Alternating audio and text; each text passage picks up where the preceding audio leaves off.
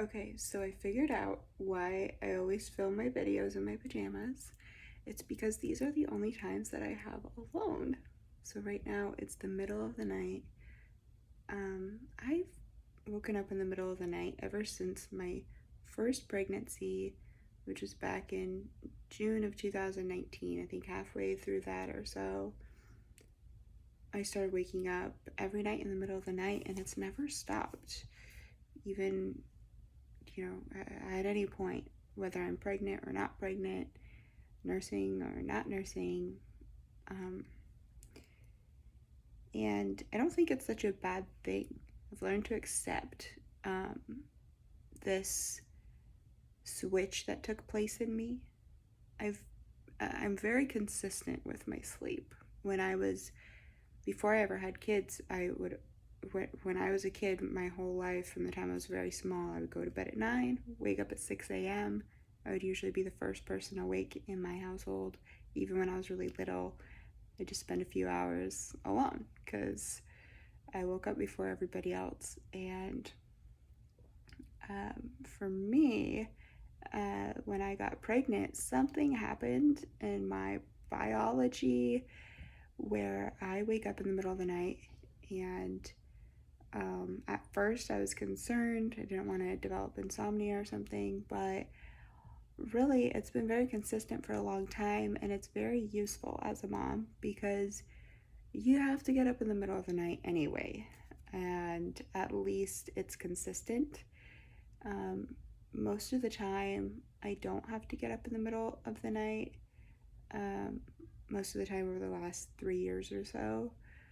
Um, but I do it anyway, and sometimes I use it to just do things like this. Like I'm journaling right now and reading my old journal entries, which is so nice. It's like when I read my 3-year-old journal entries, it's like talking to an old friend, like seeing what my goals used to be and how they've changed, and what my feelings used to be and how they've changed, and seeing how I've accomplished the goals that I wrote down back then, and seeing how I might have forgotten about other things that were a good idea, like, oh, that was a good goal to have, I should revisit that one. Or um, basically, it's uh, like having an old friend. um, and it's sweet. It really generates a lot of self love to go back and look at my old journal entries because that girl is younger than me and I have compassion and love for that girl. And I remember at the time that I felt about myself the same way that I do now, which is, not so compassionate and not so, sweet and loving, as when I look back on myself. When I look back on myself, I just see myself as so much more innocent, and um, it's like I'm, it's like I'm talking to or perceiving a different person, and I don't know. She's easy to love. My old journal entries. She's just trying hard, and it's just sweet and innocent, and um, like I admire like that girl. I've been having a really hard time lately because, as you know, with my last pregnancy and delivery, it's been really hard on me, and I haven't been able to pick up my kids and love them and be hands on and, nurture them and chase after them physically. Like the physical aspect of it has, I was simply bedridden for 2 months. I couldn't even like stand up straight, and that's been really hard because I put in so much work in my for my kids, and I just feel like a lot of that um, got tarnished or undone. There's a lot of wasted time because a period of time that I've been, you know, physically less able, it was a whole year, and only now I'm still working at my strength, and it's still hard. Just, sometimes you lose physical health in life, and for me, this is the first time that, um, like, I've been physically weak, um, to not be able to tough it out. Like it's the first time where it's like a limitation has been reached where it's not my choice, and I need to have compassion on myself and realize that that is true. And it's not because I haven't been less engaged with my kids out of laziness or less love or less diligence. Even it's just that a limit was reached physically, and it just wasn't in my control, and I need to forgive myself for that. I need to forgive that, and just try to move forward from here. And it is sad that a year of play, being able to be more playful and more present with them and more patient with them, was lost. And it's sad that that work that I did that was especially hard because they were younger, um, that work I feel like got sort of tarnished. But I think, I can be hopeful going forward. And reading my journal entries, it really gives me strength, um, because I can see the consistency, and I can see that, um, you know, who I am is true.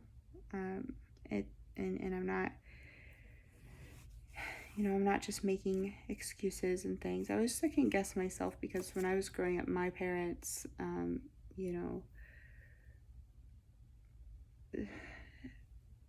maybe not my parents, but I just saw other adults kind of lie to themselves and try to make excuses. And I've never been that kind of person, but I saw that. I saw other adults do that, fooling themselves. I saw adults tricking themselves, and making excuses. And that really affected me psychologically because I always thought to myself, oh, I hope that I'm never like that. But there's kind of this catch-22 where it's like, how do you know if you're like that or not? Maybe you are like that. So, reading my journal entries gives me a lot of peace in that regard because I know that I'm not, tricking myself or just making excuses because there's a consistency in the journals. I see that it is true. I'm not a procrastinator, and I can trust myself, and I need to, I think, realize that and just let go of that, suspicion. I'm always suspicious that maybe I'm not telling myself the truth. Maybe I'm not being raw enough, like real enough with myself. And I think that it would be better for me to go ahead and let that go. I mean, at this point, I'm like in my mid 30s, and I think I would know by now if that was my personality or proclivity, and that's just not me. Even though I always fear that that's going to be me.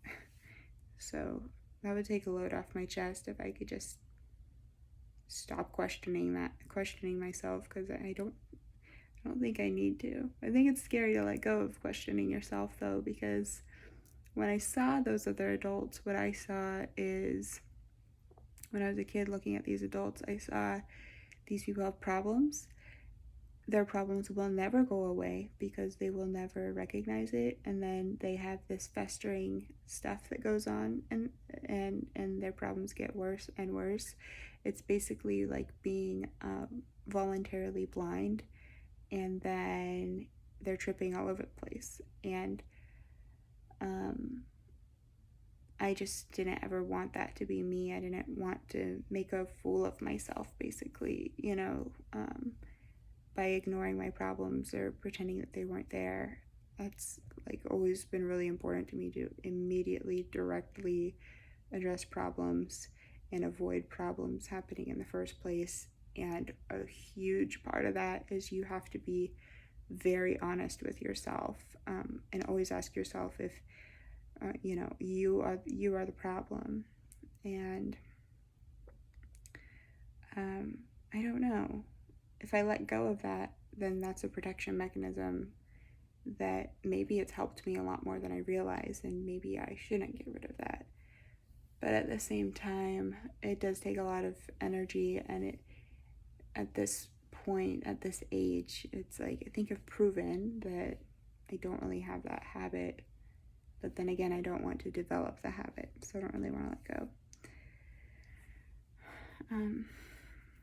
Well, this is my journal entry in video form. It's really nice to get to share it with other people. And thanks for watching. I know I have some people who, watch all my videos, and that's really special to just have to be known by somebody.